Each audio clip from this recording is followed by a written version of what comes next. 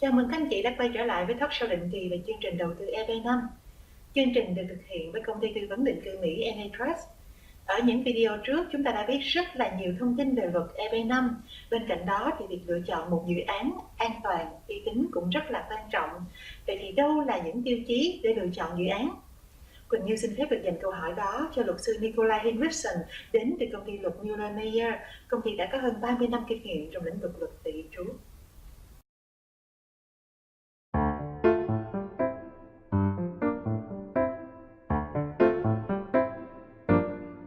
Okay. Hi. Hello, how are you today? Oh, fine, thanks, and it's my pleasure to see you again. Nice to be here. And in the previous videos, we have been talking so much about EB5 regulations, and today I want to talk about the project.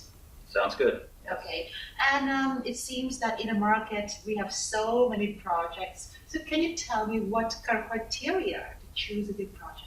Yeah, this is a very good question. There are two things basically that investors need to look at when looking at a project.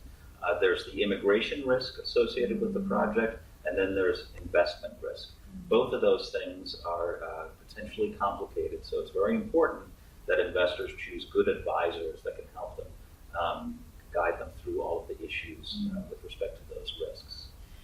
So when you meet your clients, so can you share with me some questions they usually ask you? Yeah, there's a whole series of questions that I like clients to ask and be comfortable with. The first is they need the project to succeed in order for their investment and their immigration form to succeed. So they need to find out whether there are any contingencies in the project. Is all of the funding for the project in place? Or are there any other contingencies in the project? They also want to look at the reputation of the regional center and the developers to make sure that they have a reputation for completing projects and a good reputation generally in the market. The borrower is also important to make sure that the borrower is credible. They should probably also look at the collateral for the project to see whether that's something they feel comfortable with in terms of the risk.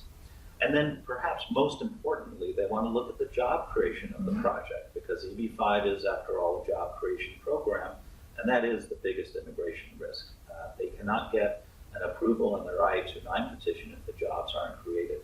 So they want to take a careful look at the economic report and understand exactly when and how many jobs are ultimately created from the project. Oh, wow, so many questions.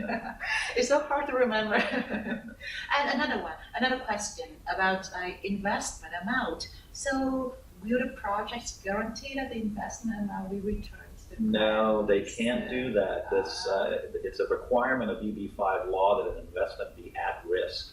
So the investment that they make to the new commercial enterprise must be at risk. There cannot be any guarantees of repayment.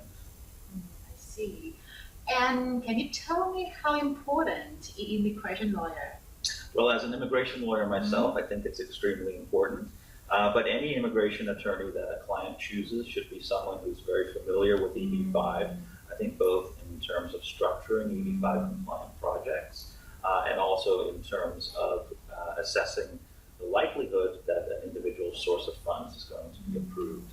Those are the two things that the government looks at when adjudicating an I-526 petition, and both of those things have to be approved, or else a client can't proceed in the process.